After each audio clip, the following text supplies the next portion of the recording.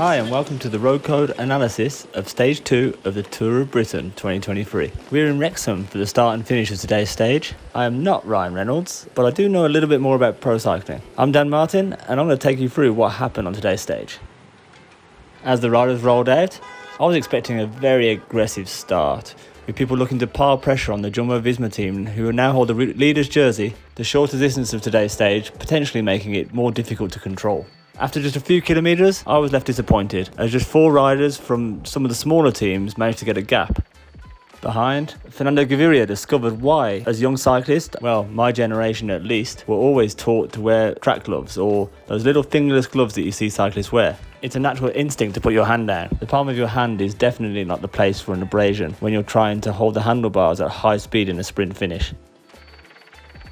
Out front, the breakaway was never allowed more than 1 minute, with the peloton keeping them on a tight leash of only around 35-40 seconds for most of the day, which I found quite confusing. As a breakaway rider, why would you continue to ride and push yourself over all these kilometres for no real reward? Because it was inevitable they were going to get caught in the final, and there was very little sprint and KOM points on the course today. If I had been in that breakaway, I would have definitely tried to play cat and mouse a bit more with the peloton, and not ridden at 45 kilometres an hour average, which is what they accomplished.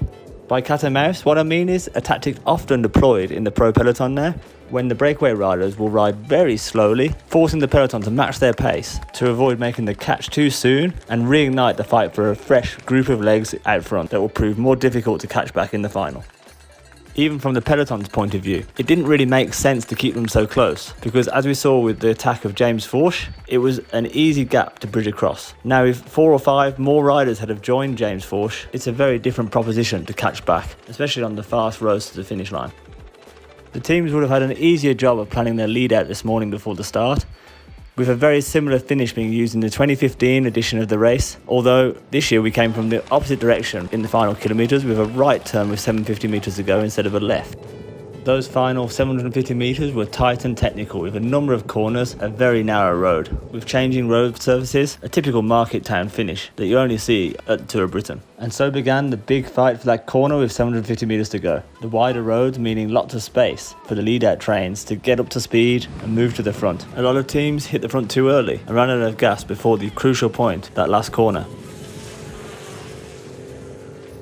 Jumbo-Visma did a fantastic job again, but this time it wasn't really about being the strongest. They stayed in the wheels, using the other teams to stay near the front but not on the front. You can really see a group that's well gelled, confident and composed as they hit the accelerator button just at the right moment to overtake Bora Hansgrohe and get into prime position just before the road narrowed and the corners strung out the group. The high speed meaning there was really no moving from there onwards, with the top 4 riders at 750 metres to go finishing 1st to 4th, and that man, Wout van Aert, sprinting all the way to the line to get 3rd place and further strengthen his accumulated placings in his hunt for the general classification of this year's Tour of Britain.